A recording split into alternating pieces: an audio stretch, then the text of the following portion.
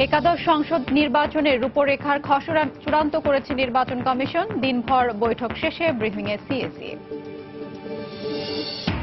চিকিৎসক এবং প্রতিষ্ঠানে হামলার প্রতিবাদে বিএমএর ডাকে সারা দেশে প্রাইভেট চেম্বার বন্ধ, রোগীদের চরম ভোগান্তি।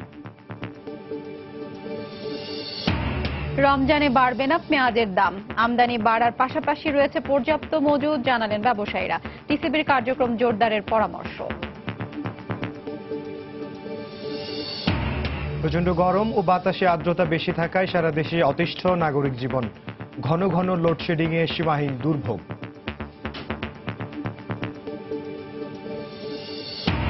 এবং রাজশাহী বিশ্ববিদ্যালয়ের মন্নুজান হল থেকে এইচএসসি পরীক্ষার উত্তরপত্র উদ্ধারের ঘটনায় তদন্ত কমিটি গঠন, ওএসডি করা হলো অভিযুক্ত শিক্ষককে।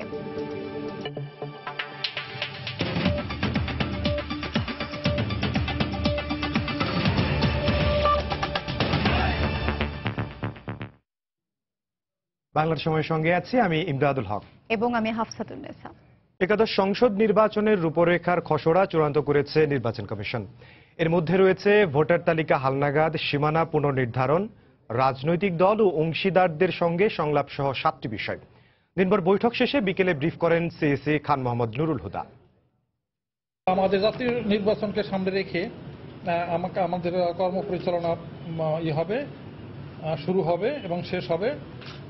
প্রথম হলো অর্থ ও পেশি শক্তির অবৈধ ব্যবহার মুক্ত এবং সকল রাজনৈতিক দলের জন্য লেভেল প্লেয়িং ফিল্ড তৈরি করার লক্ষ্যে আইনি কাঠামোসমূহ পর্যালোচনা ও সংস্কার। জুলাই থেকে ডিসেম্বর এবং ফেব্রুয়ারি 2008 পর্যন্ত এর আওতায় যে কার্যক্রমগুলো আছে 2018 পর্যন্ত, ফেব্রুয়ারি 2018 পর্যন্ত এই কার্যক্রমগুলো আমরা সম্পন্ন করব। বিভিন্ন রাজনৈতিক দল, তারপরে সিভিল সোসাইটি, যদি সম্ভব হয় সাংবাদিক বা এদের সাথে কথা বলে আমাদের যে সমস্ত প্রস্তাবগুলো আছে এগুলো তাদের সাথে শেয়ার করে ফাইনাল সিদ্ধান্ত নেব। চিকিৎসক ও চিকিৎসা সেবা প্রতিষ্ঠানের ওপর হামলার প্রতিবাদে সারা দেশে সকাল থেকে রাত 8টা পর্যন্ত প্রাইভেট প্র্যাকটিস বন্ধ রেখেছে চিকিৎসকরা। এতে ভোগান্তি পোহাতে হচ্ছে দূর দূরান্ত থেকে আসা রোগীদের। এদিকে বিভিন্ন হাসপাতালে কর্মবিরতি কর্মসূচি মনিটরিং করছে বিএমএ কর্তৃপক্ষ। রাজধানীর প্রতিটি ক্লিনিক ও ডায়াগনস্টিক সেন্টারে দেখা নেই কোনো চিকিৎসকের। অ্যাটেন্ডেন্টদের মাধ্যমে ছোট ছোট রোগ নির্ণয় হলেও এমআরআই, ইসিজি, সিটি স্ক্যানের মতো বড় ধরনের রোগ নির্ণয় পরীক্ষা করা সম্ভব হচ্ছে না। বাংলাদেশ মেডিকেল অ্যাসোসিয়েশনের ডাকা দিনব্যাপী কর্মবিরতিতে চিকিৎসকের উপস্থিতি না থাকায় সবচেয়ে বেশি বিড়ম্বনায় পড়েন ঢাকার বাইরে থেকে আসা রোগীরা।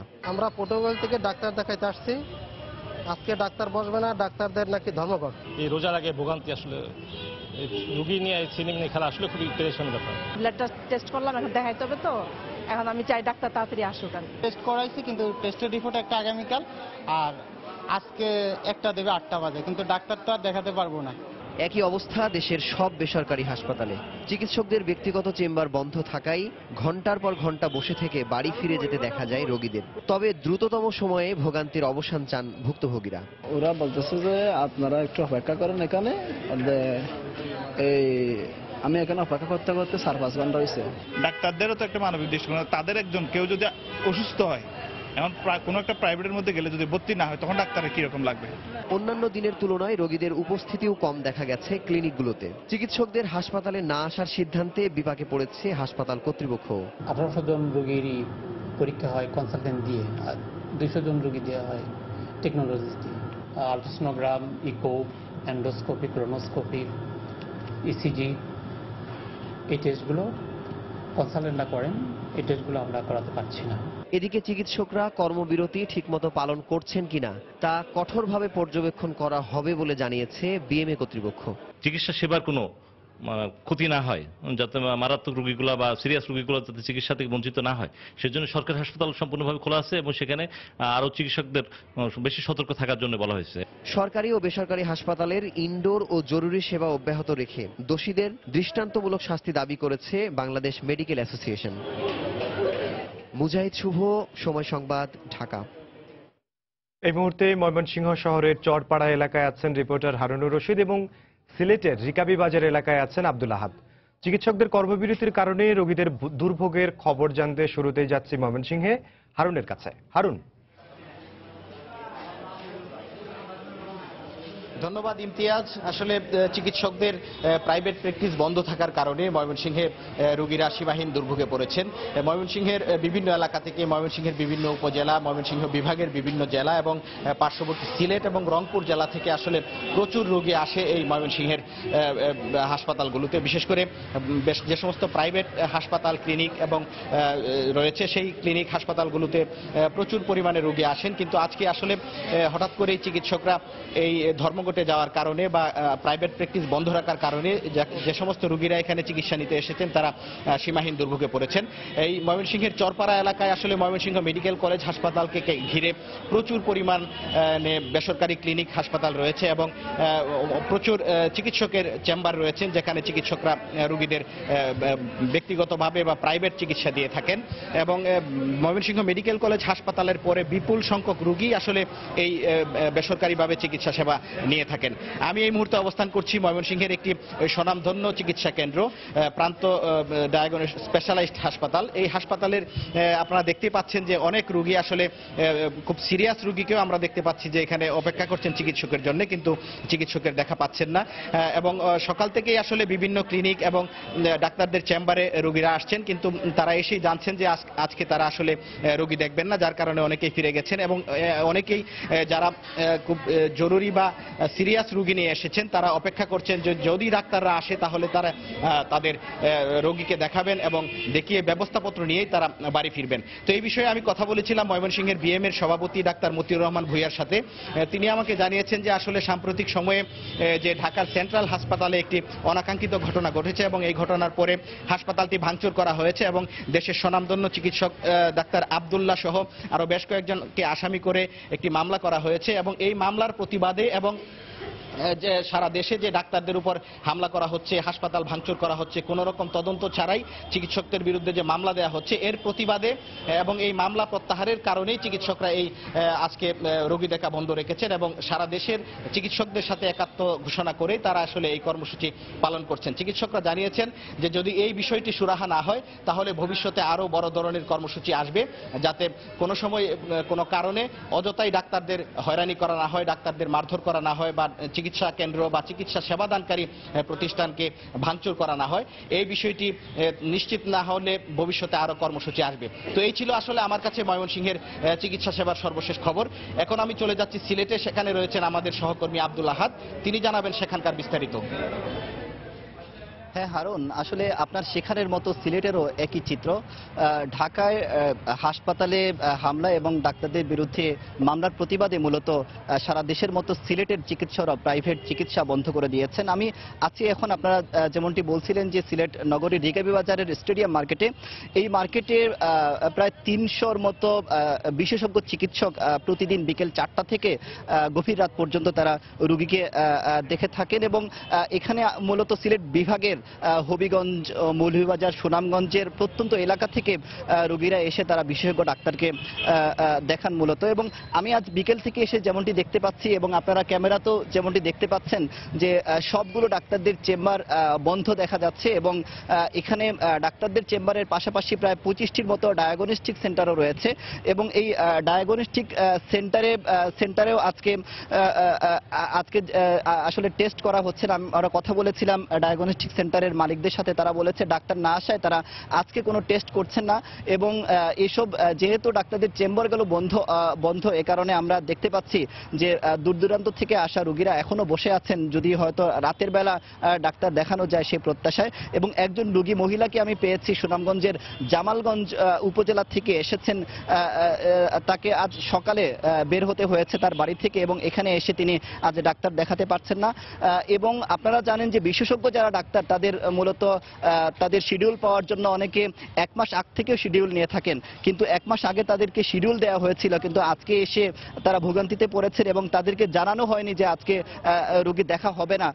এ কারণে আসলে আমরা দেখতে পাচ্ছি শত শত রোগী এখানে বসে আছেন তারা যদি কোনোভাবে ডাক্তার দেখানো যায়। কিন্তু আমরা যেমনটি কথা বলেছিলাম সিলেটের বিএম এর সভাপতি মোহাম্মদ রুকন উদ্দিনের সাথে, তিনি বলেছেন তাদের তালিকাভুক্ত সিলেটে প্রায় 1200 চিকিৎসক রয়েছে রয়েছেন এবং এছাড়া সিলেট বিভাগে প্রায় 2500 চিকিৎসক রয়েছেন। তো এই 1200 এবং মোট যে 2500 চিকিৎসক তারা কেউই আজকে প্রাইভেট প্র্যাকটিস করছেন না এবং তারা যেমনটি বলছেন যে তাদের বিরুদ্ধে যে মামলা করা হয়েছে এবং যে তুচ্ছ ঘটনায় যে হাসপাতালে হামলা করা হয় এগুলো যদি আসলে বন্ধ করা না হয় তবে হয়তো ভবিষ্যতে ডাক্তাররা তারা নিরাপত্তা ঝুঁকিতে আছেন এবং তাদের নিরাপত্তা না দিলে তারা আগামী বৃহস্পতিবারে তারা সারা দেশব্যাপী তারা মানববন্ধন করবেন এবং এরপরেও যদি তাদের দাবি দেওয়া না মানা হয় তবে হয়তো আরো কঠোর কর্মসূচি তারা দিবেন, এমনটি তারা আমাদেরকে বলা হয়েছে সিলেটের বিএম এর পক্ষ থেকে। আমার কাছে এখনো পর্যন্ত এই ছিল সবশেষ খবর। চিকিৎসকদের কর্মবিরতির কারণে রোগীদের দুর্ভোগের খবর জানাচ্ছিলেন ময়মনসিংহ থেকে আমাদের সহকর্মী হারুনুর রশিদ এবং সিলেট থেকে আব্দুল আহাদ। চলে যাচ্ছি পরের খবরে। চাহিদার তুলনায় পর্যাপ্ত মজুদ রয়েছে দেশি পেঁয়াজের, পাশাপাশি বেড়েছে আমদানিও। আর তাই এবছর রমজানে পেঁয়াজ সংকটের কোনো সম্ভাবনা নেই এমন আশ্বাস দিয়ে ব্যবসায়ীরা বলছেন, আমদানি যদি কমেও যায় এরপরও বড় ধরনের প্রাকৃতিক দুর্যোগ না হলে রোজায় বাড়বে না পেঁয়াজের দাম।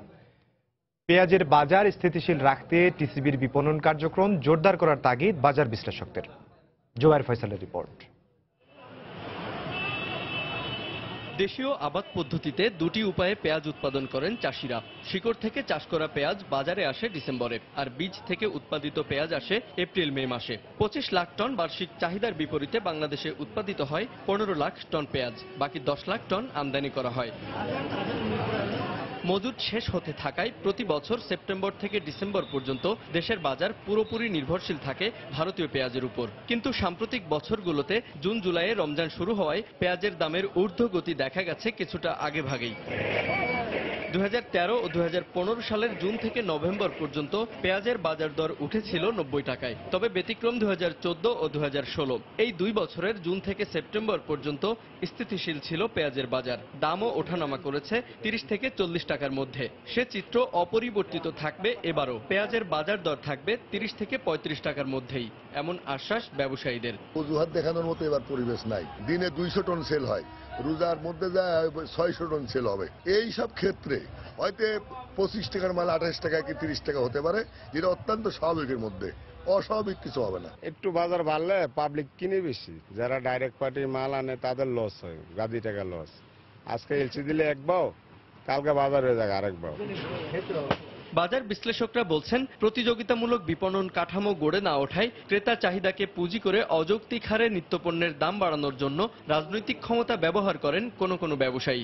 টিসিবিকে আরো বেশি ভাইব্রেন্ট হতে হবে, তার স্কেল অফ অপারেশনটাও বাড়াতে হবে এবং হিউজ পরিমাণ নিত্য প্রয়োজনীয় জিনিসগুলো বাজারে ব্যাপকভাবে অ্যাভেলেবল করতে হবে কম্পিটিটিভ প্রাইসে, যাতে ইচ্ছা করলেই যেন ব্যবসায়িক ফোরামটা দামটা না বাড়াবে। ব্যবসায়িক কমিউনিটির প্রতিনিধিরাই কিন্তু রাজনীতির একটা বিরাট অংশ নিয়ন্ত্রণ করছে। ফলে পলিসি মেকিংয়ে এমন কিছু লুপহোলস তারা রেখে দেয় যাতে তাদের যে বেশি মুনাফা অর্জন করার যে একটা আগ্রহ সেটা যাতে পূর্ণভাবে বাস্তবায়িত হয় সেটা।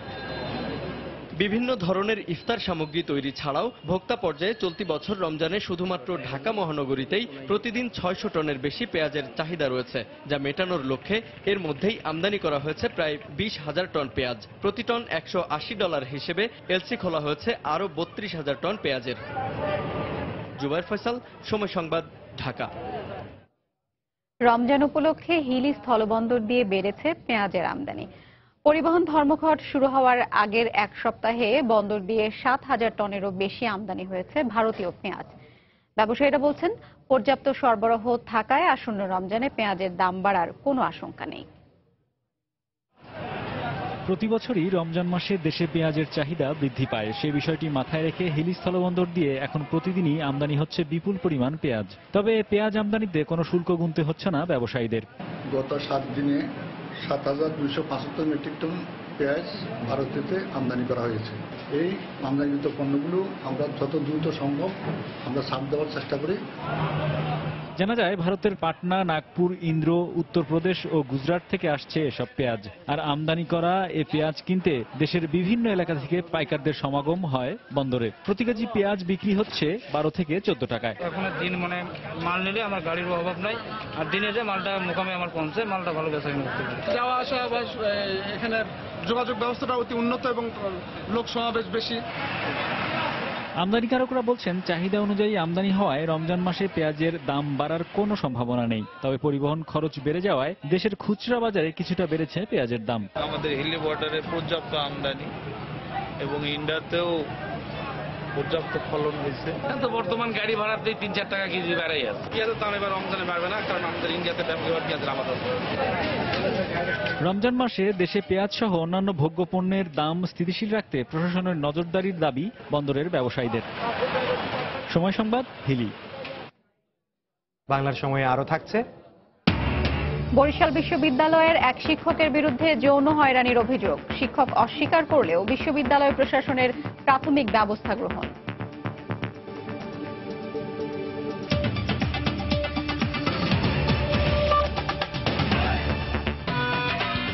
ভিগো কেবল কেসিং, ঘরকে একই সাথে দিন beautiful looks and total safety.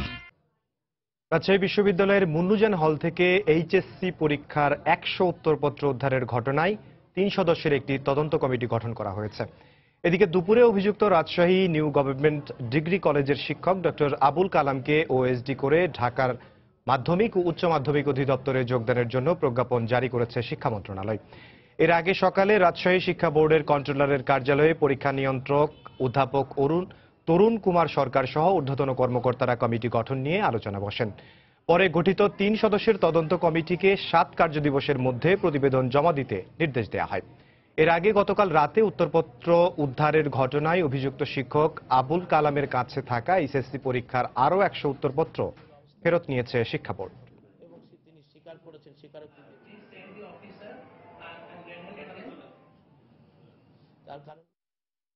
Doctor Mohammad Abul Kalam, সহকারী অধ্যাপক ইসলামের ইতিহাস, যিনি আমাদের পরীক্ষক, তাকে শিক্ষা মন্ত্রণালয় জরুরি ভিত্তিতে আদেশ জারি করে ওএসডি করেছে এবং তাকে মাধ্যমিক উচ্চ শিক্ষা অধিদপ্তরে ক্লোজ করা হয়েছে।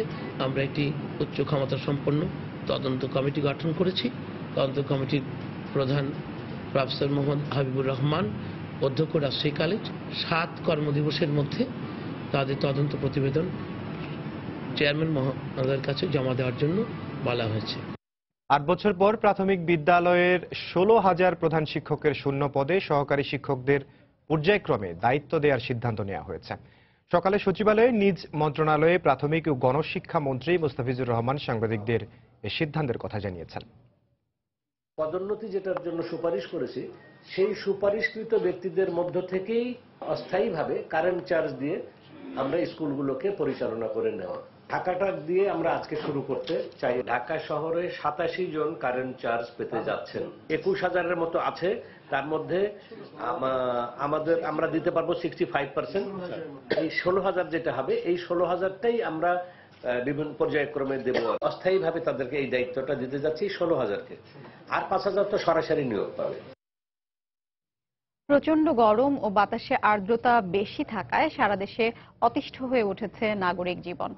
সঙ্গে যোগ হয়েছে লোডশেডিং এর ভোগান্তি। এতে খুব প্রয়োজন ছাড়া ঘর থেকে বের হচ্ছেন না কেউ। তীব্র গরমে দেশের বিভিন্ন এলাকায় দেখা দিয়েছে পানিবাহিত রোগের প্রকোপ। হাসপাতালে রোগীদের ভিড়ে চিকিৎসা সেবা দিতে হিমশিম খাচ্ছেন চিকিৎসকরা। সকালে দেশের সর্বোচ্চ তাপমাত্রা রেকর্ড করা হয়েছে যশোরে 37.08 ডিগ্রি সেলসিয়াস। ব্যুরো ও জেলা প্রতিনিধিদের পাঠানো তথ্য ও ছবি নিয়ে ডেস্ক রিপোর্ট। সিরাজগঞ্জে প্রখর রোদের সঙ্গে পাল্লা দিয়ে যেন বাড়ছে গরম। আর এই গরমে সবচেয়ে বেশি বিপাকে পড়েছে শিশু ও বৃদ্ধরা। বিভিন্ন রোগে আক্রান্ত হয়ে প্রতিদিনই হাসপাতালে বাড়ছে রোগীর সংখ্যা। গরমের কারণে আসলে অনেকগুলো রোগী বাড়ছে, বিশেষ করে জ্বরের রোগী, পেট খারাপের রোগী, এবং রোগীর লোড এতই বাড়ছে যে আমরা বিছানায় জায়গা দিতে পারতেছি না। অলরেডি ফ্লোরেও অনেক রোগী আছে। ভ্যাপসা গরমে অতিষ্ঠ হয়ে উঠেছে রাজশাহীর নগর জীবন। গরমে বিদ্যুতের চাহিদা বেড়ে যাওয়ায় হিমশিম খাচ্ছে বিদ্যুৎ বিভাগ। আর বাতাসে আর্দ্রতা বেড়ে যাওয়ায় গরম স্বাভাবিকের চেয়ে দ্বিগুণ অনুভূত হচ্ছে বলে জানিয়েছে আবহাওয়া বিভাগ। আকাশ মেঘলা থাকলে তাপমাত্রা কিছুটা কমার সম্ভাবনা আছে। মূলত 2-1 দিনের মধ্যে এই তাপদাহ কমে আসবে। যশোরে গত কয়েকদিন ধরে চলা তীব্র দাবদাহে খাঁখা রোদে পুড়ছে পুরো জেলা। মঙ্গলবার সকালে জেলায় সর্বোচ্চ তাপমাত্রা রেকর্ড করা হয়েছে 37.08 ডিগ্রি সেলসিয়াস। প্রচুর গরম পড়তেছে, আর রাত্রে যে কোন সময় কারেন্ট যাচ্ছে আর কোন সময় আসতেছে কেউ বুঝতে পারতেছে না। বিদ্যুৎ যায় আর আসে, বাট ও অল্প কিছুক্ষণ থাকে, কিন্তু যদি 10 মিনিট থাকে তো 2 ঘন্টা বন্ধ থাকে। এদিকে গরম ও অব্যাহত লোডশেডিংয়ে অচল হয়ে পড়েছে বগুড়ার জনজীবন। রোদের উত্তাপ বেড়ে যাওয়ায় রাস্তাঘাটে কমে গেছে মানুষের চলাচল। একটু প্রশান্তির জন্য সবাই ভিড় করছে রাস্তার পাশের শরবত ও ডাব তরমুজের দোকানে। একই অবস্থা বরিশালেও। গত এক সপ্তাহ ধরে জেলায় মৃদু দাবদাহে হাঁসফাঁস করছে সাধারণ মানুষ। তবে বৃষ্টি হলেই গরম কমবে বলে জানিয়েছে আবহাওয়া অফিস। রমজানের শুরুর দিকেই বৃষ্টিপাতের সম্ভাবনা রয়েছে এবং তাতে হয়তো টেম্পারেচারটা হ্রাস পাবে আর মানুষের মধ্যে একটু স্বস্তি ফিরে আসবে। উত্তরের জনপদ নাটোরে গ্রীষ্মের প্রচণ্ড গরমে কাহিল হয়ে পড়েছেন মানুষ। প্রকৃতির এমন বিরূপ আচরণে প্রাণ ওষ্ঠাগত তাদের। এছাড়া ঝিনাইদহ, চুয়াডাঙ্গা সহ দেশের বিভিন্ন অঞ্চলে তাপমাত্রা বেড়ে যাওয়ায় দুর্বিষহ হয়ে পড়েছে জনজীবন। নিয়ন মোহাইমিন, সময় সংবাদ। দিনরাত মিলিয়ে 12 থেকে 14 ঘন্টার লোডশেডিংয়ে দিশেহারা মাদারীপুরবাসী। চাহিদার 1/3 বিদ্যুৎ পাওয়ায় তীব্র গরমে জনজীবনে নেমে এসেছে অসহ্য যন্ত্রণা। রমজান মাসকে সামনে রেখে সর্বত্র নিয়মিত বিদ্যুৎ সরবরাহ রাখার দাবি নাগরিক সমাজের। লোডশেডিংয়ে ভোগান্তির কথা চিন্তা করে শিগগিরই সমস্যা সমাধানের আশ্বাস দিয়েছে বিদ্যুৎ বিভাগ। সঞ্জয় কর্মকার, অভিজিতের তথ্য ও শাহাদাত আকনের ছবি নিয়ে ডেস্ক রিপোর্ট। ঝড়ে সিরাজগঞ্জ, আশুগঞ্জ জাতীয় গ্রিডের বিপর্যয়ের পর মাদারীপুরে পাল্লা দিয়ে বাড়ছে লোডশেডিং এর মাত্রা।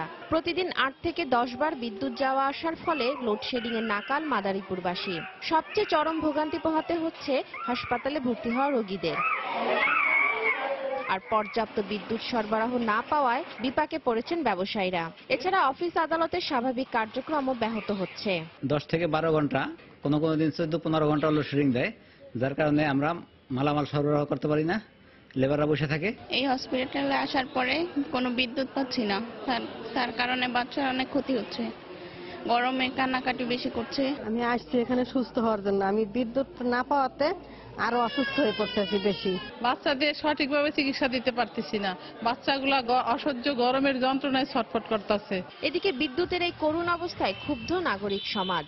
সামনের রমজানে সার্বক্ষণিক বিদ্যুৎ ব্যবস্থা চালু রাখার দাবি তাদের। রমজানের কথা চিন্তা করে সার্বক্ষণিক যেন বিদ্যুৎ ব্যবস্থা সচল থাকে, এটাই আমরা প্রত্যাশা করছি। অবশ্য ভোলা, গোপালগঞ্জ, কুষ্টিয়া থেকে বিদ্যুৎ সরবরাহ করে ঘাটতি মিটিয়ে শিগগিরই সমস্যা সমাধানের আশ্বাস দিয়েছেন জেলার বিদ্যুৎ বিভাগের এই কর্মকর্তা। এই পাওয়ার স্টেশনগুলো হয়তো চালু হয়ে যাবে রমজানের পূর্বে, সেভাবে সরকারের প্রস্তুতি, এবং এই পাওয়ার স্টেশনগুলো চালু হলে আমাদের আশা করি লোডশেড তেমন একটা হবে না। মাদারীপুর জেলায় 106 মেগাওয়াট বিদ্যুতের চাহিদার বিপরীতে পাওয়া যাচ্ছে 36 মেগাওয়াট, আর মিটার সংযোগের সংখ্যা 2,36,000।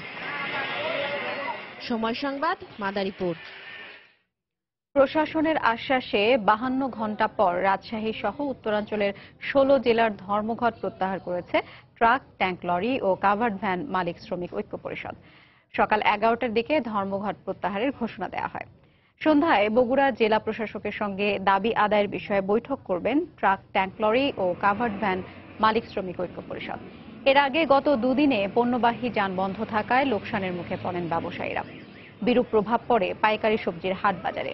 ধর্মঘটে স্থবিরতা নেমে আসে দেশের অন্যতম স্থলবন্দর চাঁপাইনবাবগঞ্জের সোনা মসজিদ ও হিলি বন্দরে।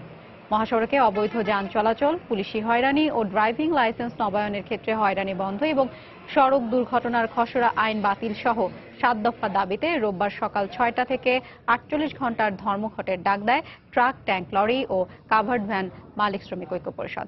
পরে সোমবার দুপুরে আরও একদিন বাড়িয়ে মোট 72 ঘন্টা ধর্মঘটের কর্মসূচি ঘোষণা করে আন্দোলনকারীরা।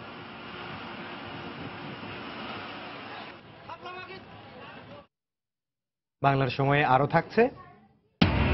দেশের 56টি ইউনিয়ন পরিষদ নির্বাচনের ভোট গ্রহণ শেষে চলছে গণনা। লক্ষ্মীপুরে জাল ভোট দেয়াকে কেন্দ্র করে 2 প্রার্থীর সমর্থকদের ধাওয়া পাল্টা ধাওয়া, আহত 22।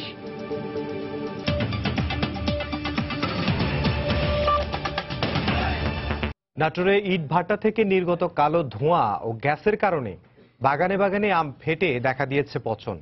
1 সপ্তাহ পর আম মোকামে ওঠার কথা থাকলেও এখন পুঁজি হারানোর শঙ্কা বাগান মালিক ও ব্যবসায়ীদের। এমন বিপর্যয় ঠেকাতে ইটভাটা মালিকদের উন্নত প্রশিক্ষণ দেয়া হবে, আশ্বাস দিয়েছেন জেলা প্রশাসক। নাটোর প্রতিনিধি আল মামুনকে সাথে নিয়ে হাবিবুর রহমান পাপ্পর তোলা ছবিতে রাকিবুল হাসানের প্রতিবেদন।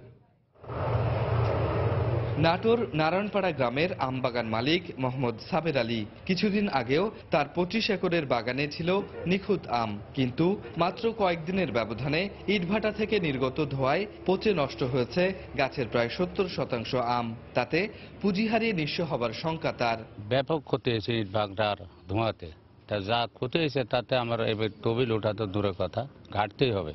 বাগান মালিকের পরিশ্রমে মৌসুমের শুরু থেকে দফায় দফায় যত্ন আর বালাইনাশক প্রয়োগে গাছ ভরে উঠেছিল আমে, কিন্তু পরিপূর্ণ আকার আর পরিপুষ্ট হবার পরও ইটভাটার কালো ধোঁয়ায় দেখা দিয়েছে পচন ও ফাটা রোগ।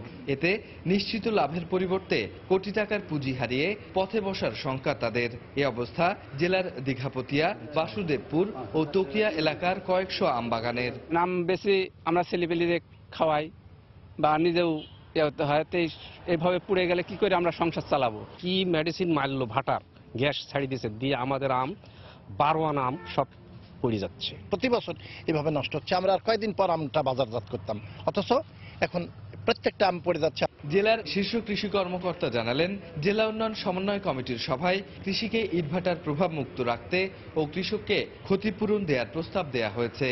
পরিবেশ অধিদপ্তরের সার্টিফিকেট নিয়ে বা প্রশাসনিক কোনো তাদের অনুমতি নিয়ে ইটের ভাটা এমন জায়গায় করুক যেখানে আমার ফসলের ক্ষতি করবে না এবং কিছু ক্ষতিগ্রস্ত হবে না। এই অঞ্চলের পরিবেশ ও কৃষির স্বার্থ রক্ষায় উন্নত পদ্ধতিতে ইটভাটা পরিচালনায় ভাটার মালিক ও সংশ্লিষ্টদের নিয়ে প্রশিক্ষণের আশ্বাস দিয়েছেন জেলা প্রশাসক। প্রশিক্ষণ দেওয়ার পর যদি তারা এই বিষয়ে পদক্ষেপ না গ্রহণ করে তাহলে তাদেরকে আইনের আওতায় এনে কঠোর শাস্তি দেওয়া ছাড়া আর কোনো উপায় নেই। জেলার কৃষি সম্প্রসারণ অধিদপ্তরের দেওয়া তথ্য মতে ইটভাটার দূষণ সহ অন্যান্য কারণে নাটোরের 4800 হেক্টর জমির আম বাগানের 25% ক্ষতিগ্রস্ত হয়েছে। রাকিবুল হাসান, সময় সংবাদ, নাটোর। এ বিষয়ে আলোচনার জন্য রাজশাহী ব্যুরোতে উপস্থিত আছেন রাজশাহী চেম্বার অব কমার্সের সভাপতি মোহাম্মদ মনিরুজ্জামান। আমরা সরাসরি কথা বলবো তার সঙ্গে। জনাব মোহাম্মদ মনিরুজ্জামান, বাংলা সময় আপনাকে স্বাগত। আপনার কাছে প্রথমে জানতে চাইবো যে এই অঞ্চলে প্রতি বছরই ইটভাটার পাশের বাগানগুলোতে আমের ক্ষতি হচ্ছে, কিন্তু এর সমাধানে কোনো উদ্যোগ নেওয়া হচ্ছে না কেন?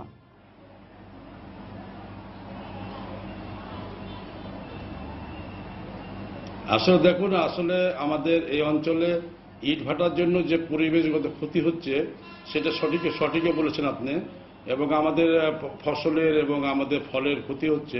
কিন্তু আমাদের যে গত 2013 সালে একটা আইন হয়েছে ভাটা করার জন্য, সরকার একটা আইন করেছে, সে আইনে পরিবেশ বান্ধব ভাটা করার জন্য বলেছে, কিন্তু সে ভাটাগুলো করতে গেলে আপনার সময় লাগবে এবং অনেক ইনভেস্টমেন্টের ব্যাপার আছে। সে বিষয়ে আমরা রাজশাহী চেম্বার অব কমার্স থেকে কিছুদিন আগেও আমরা কাজ করেছি এবং ভাটা আলাদা আমরা বসেছি। এখন যে অল্প পুঁজিতে যে ভাটা করা সম্ভব হয়, এই ভাটা আর চলবে না। ভবিষ্যতে ভাটা করতে হলে আপনাকে পরিবেশ বান্ধব আমাদের গ্রিন পরিবেশের মাধ্যমে এই ভাটা করতে হবে। সেজন্য একটু সময় প্রয়োজন আছে। ভাটালারা আমাদের প্রতি বছরই আমরা বসি, তারা সময় চায়। তবে আমরা পরিবেশ বান্ধব ভাটা করার জন্য রাজশাহী চেম্বার অনেক উদ্যোগী, এবং কেন্দ্রে যে ভাটা সমিতি আছে, আমাদের স্থানীয় ভাটা সমিতি যারা আছে, তাদের সাথে আমরা মাঝে মধ্যে বসি এবং আমরা বলি যে এটা আমাদের প্রাকৃতিকভাবে আমাদের অনেক বিপর্যয় ঘটছে, আমাদের ফসলের ক্ষতি হচ্ছে। তারা বলে যে না, আমাদের ভাটার জন্য ফলের ক্ষতি হয় না, তারা কিন্তু অস্বীকার করে। তারপর এটা গবেষণার বিষয় আছে, যেহেতু আমি গবেষক নয়, এ বিষয়ে আমি বলতে পারবো না আসলে ভাটার কারণে কি আমের ক্ষতি হয়েছে কিনা। এটা কৃষকরাও যেরকম বলতেছে যে ভাটার কারণে হয়েছে। এটা ধরুন যে কৃষক যে ফলের ব্যবসা করে আমের, সেও ব্যবসায়ী আমার, যে আপনার ভাটার ব্যবসা করে সেও আমার ব্যবসায়ী। তো এটা গবেষণার বিষয় আছে, সরকারকে দেখতে হবে। আমরা উদ্বুদ্ধ করব পরিবেশ বান্ধব যে কোনো আপনার ইন্ডাস্ট্রি, যে ইন্ডাস্ট্রি হোক, আমরা পরিবেশ বান্ধব ইন্ডাস্ট্রি করার জন্য মাননীয় প্রধানমন্ত্রীর নির্দেশনা আছে, এই বিষয়ে আমরা কাজ করছি। জনাব মোহাম্মদ মনিরুজ্জামান, আপনি বলছিলেন যে পরিবেশ বান্ধব ইটভাটা করতে সময় লাগবে, তো পার্শ্ববর্তী দেশ ভারতে আমের মৌসুমে 3 মাস ইটভাটা বন্ধ রাখা হয় বলে আমরা জানি।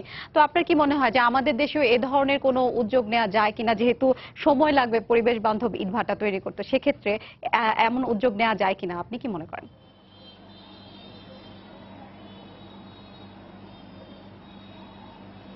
দেখুন, আসলে আমাদের যে আমের মৌসুম যেটা বলি আর কি, আমের যে মুকুলটা আসে সেটা ফাল্গুন মাসে, আর আমাদের ভাটাটা শুরু হয় কিন্তু মাঘ মাসে।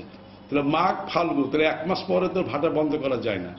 আর আপনার ফাল্গুন চৈত্র বৈশাখ ভাটা কিন্তু আমাদের এই 3-4 মাসে ভাটার ব্যবসা হয়, মানে ভাটা ইট প্রোডাকশন হয়, যেহেতু আমাদের ওপেন, ওই ওপেনের কারণে এটা। আর আপনি যেটা ভারতে বললেন, ওরা প্রযুক্তিগত অনেক আগে এগিয়ে গেছে, তাদের আপনার সিজনিয়াল ভাটা না, তাদের হলো আপনার হলো ফিক্সড ভাটা, যেটা আপনার 12 মাসই প্রোডাকশন হয়। আমরাও সেই পরিবেশ সৃষ্টি করার জন্য আমরা চেষ্টা করছি। আমাদের অ্যাকচুয়ালি এই অঞ্চলে আমাদের ভাটা হয় পৌষ মাসের শেষে শুরু হয়, মাঘ ফাল্গুন চৈত্র বৈশাখ, এরপরে কিন্তু আমাদের ভাটা সিজন থাকে না, বর্ষাকাল চলে আসে। আমরাও এখানে ভাটা আলোরাও ক্ষতিগ্রস্ত হয়। এই জন্য আমরা চেষ্টা করতেছি যে আমরা যদি পরিবেশ বান্ধব ভাটা করি তাহলে পরে এটা আপনি 12 মাস প্রোডাকশন দেওয়া যাবে। আর ভারতে যেহেতু 12 মাস প্রোডাকশন হয়, সেহেতু তাদের ওপরে সম্ভব 3 মাস বন্ধ রাখা। আমরা যদি এরকম ভবিষ্যতে যদি আমরা এই ভাটাতে আমরা যেতে পারি, তাহলে আমরাও এরকম যদি সরকারের নির্দেশনা থাকে, অবশ্যই আমের মৌসুম বা কোনো মৌসুমে যদি এরকম 2-3 মাস যদি বন্ধ রাখতে হয় প্রোডাকশন, অবশ্যই দেওয়া সম্ভব হবে।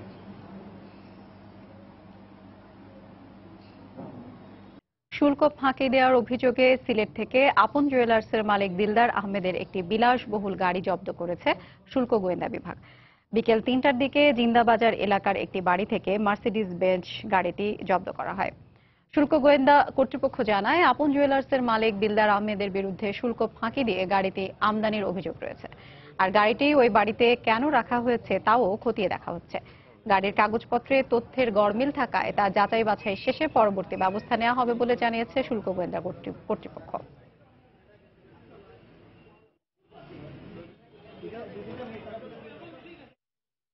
বরিশাল, নরসিংদী সহ দেশের 56টি ইউনিয়ন পরিষদ নির্বাচনের ভোট গ্রহণ শেষ হয়েছে। এখন চলছে ভোট গণনা।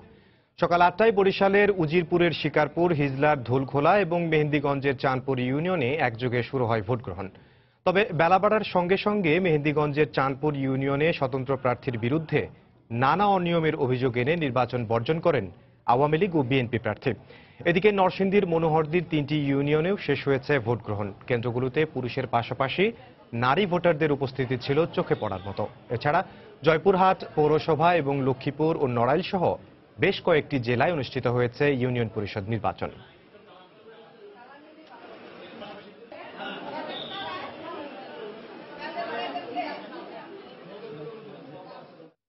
এদিকে লক্ষ্মীপুরে ইউনিয়ন পরিষদ নির্বাচনে 2টি ভোট কেন্দ্রের সদস্য প্রার্থীর সমর্থকদের মধ্যে সংঘর্ষে 4 পুলিশ সহ অন্তত 22 জন আহত হয়েছেন। সংঘর্ষের পর ভোট কেন্দ্র দুটির ভোট গ্রহণ স্থগিত করেছেন প্রিজাইডিং কর্মকর্তা। প্রত্যক্ষদর্শীরা জানান, দুপুরে বড়খেরি ইউনিয়নের দক্ষিণ রঘুনাথপুর সরকারি প্রাথমিক বিদ্যালয় কেন্দ্রে জাল ভোট দেয়াকে কেন্দ্র করে 2 ইউপি সদস্য প্রার্থী বেলাল ও জমির আলীর সমর্থকদের সঙ্গে সংঘর্ষ হয়। এতে আহত হয় পুলিশ সহ অন্তত 12 জন। পরিস্থিতি নিয়ন্ত্রণে পুলিশ 10 রাউন্ড ফাঁকা গুলি ছোড়ে। এদিকে একই ইউনিয়নে অপর একটি কেন্দ্রেও 2 ইউপি সদস্য প্রার্থী সমর্থকদের মধ্যে সংঘর্ষ হয়। এ সময় অন্তত 10 জন আহত হন।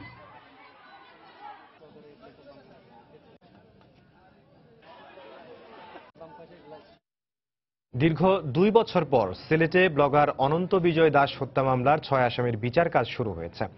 দুপুরে সিলেট মহানগর দায়রা জজ আকবর হোসেন মৃধার আদালতে এই বিচার কাজ শুরু হয়।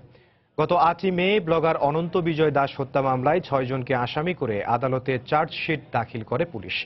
আজ অভিযুক্ত 6 আসামির মধ্যে কারাগারে থাকা 3 আসামি মান্নান রাহি, আবুল খায়ের রশিদ ও শাফিউর রহমান ফারাবিকে আদালতে হাজির করা হয়। মামলার অপর 3 আসামি আবুল হোসেন, ফয়সল ও মামুন পলাতক বলে জানিয়েছে পুলিশ।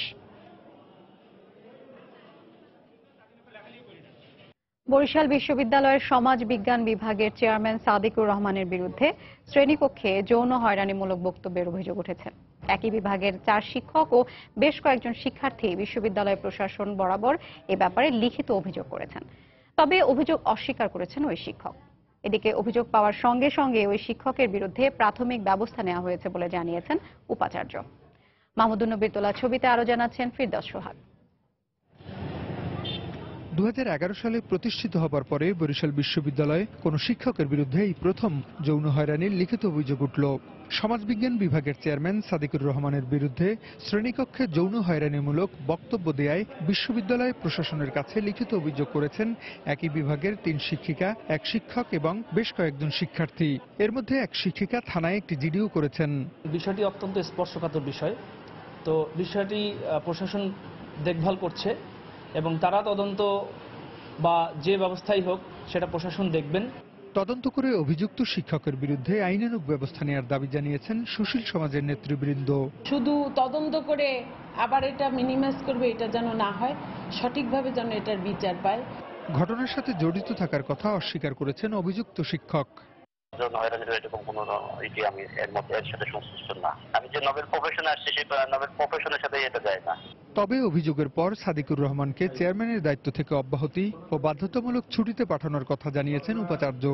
উনি ক্লাসে কিছু নারী শিক্ষকের বিরুদ্ধে যৌন উস্কানিমূলক বক্তব্য দিয়েছেন, শিক্ষার্থীদের উদ্দেশ্যে কিছু যৌন উস্কানিমূলক বক্তব্য রেখেছেন এবং এই বক্তব্যগুলো কোট আনকোট অবস্থায় আমি লিখিতভাবে কমপ্লেন আকারে পেয়েছি। তাকে আপাতত চেয়ারম্যানশিপ থেকে সরিয়ে দিয়েছি এবং তাকে বাধ্যতামূলক ছুটিতে পাঠিয়ে দিয়েছি। বরিশাল বিশ্ববিদ্যালয়ের সমাজবিজ্ঞান বিভাগে 10 জন শিক্ষক ও 6 ব্যাচে 350 শিক্ষার্থী রয়েছেন। ফেরদাউস সোহাগ, সময় সংবাদ, বরিশাল। বিমান দুর্ঘটনা মোকাবেলায় করণীয় সম্পর্কে সচেতন করতে চট্টগ্রামের শাহ আমানত আন্তর্জাতিক বিমানবন্দরে অনুষ্ঠিত হলো অগ্নি নির্বাপন মহড়া। সকালে সিভিল এভিয়েশনের উদ্যোগে বিমানবন্দরের রানওয়ের পাশের খোলা জায়গায় ডেমো বিমান দিয়ে মহড়া দেয়া হয়। দুর্ঘটনা কবলিত বিমানে আগুন লাগলে কিভাবে যাত্রীদের উদ্ধার করে সেবা দেয়া হবে সে বিষয়গুলোকে মহড়ায় প্রাধান্য দেয়া হয়। পাশাপাশি পারস্পরিক সহযোগিতার মাধ্যমে কিভাবে দুর্ঘটনা মোকাবেলা করা হবে সে ব্যাপারেও মহড়া দেয়া হয়। মহড়ায় সেনাবাহিনী, বিমান বাহিনী, নৌবাহিনী, ফায়ার সার্ভিস ও সিভিল এভিয়েশনের সদস্যরা অংশ নেন।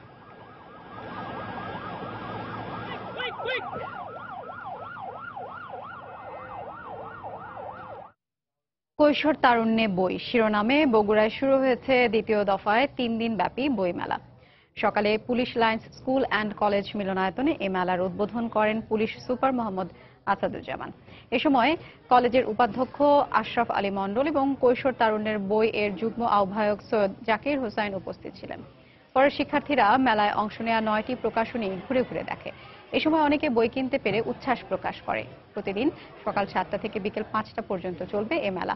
এর আগে গত 20 মে বগুড়ার বিয়াম মডেল স্কুল অ্যান্ড কলেজে আয়োজন করা হয় 3 দিন ব্যাপী বই মেলা।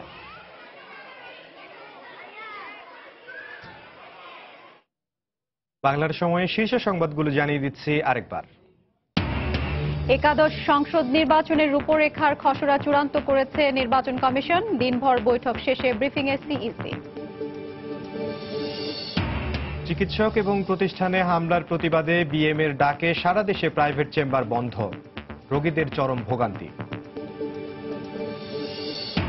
রমজানে বাড়বে না পেঁয়াজের দাম, আমদানি বাড়ার পাশাপাশি রয়েছে পর্যাপ্ত মজুদ, জানালেন ব্যবসায়ীরা। টিসিবির কার্যক্রম জোরদারের পরামর্শ। প্রচণ্ড গরম ও বাতাসে আর্দ্রতা বেশি থাকায় সারা দেশে অতিষ্ঠ নাগরিক জীবন, ঘন ঘন লোডশেডিংয়ে সীমাহীন দুর্ভোগ। এবং রাজশাহী বিশ্ববিদ্যালয়ের মন্নুজান হল থেকে এইচএসসি পরীক্ষার উত্তরপত্র উদ্ধারের ঘটনায় তদন্ত কমিটি গঠন, ওএসডি করা হলো অভিযুক্ত শিক্ষককে। এই ছিল বাংলার সময়। যে কোনো খবর পেতে ভিজিট করুন সময়নিউজ.tv। এছাড়া এইমাত্র পাওয়া খবর আপনার মোবাইলে পেতে এসএমএস করুন *বিএন লিখে পাঠিয়ে দিন 16242 নম্বরে। সঙ্গে থাকুন সময়ের।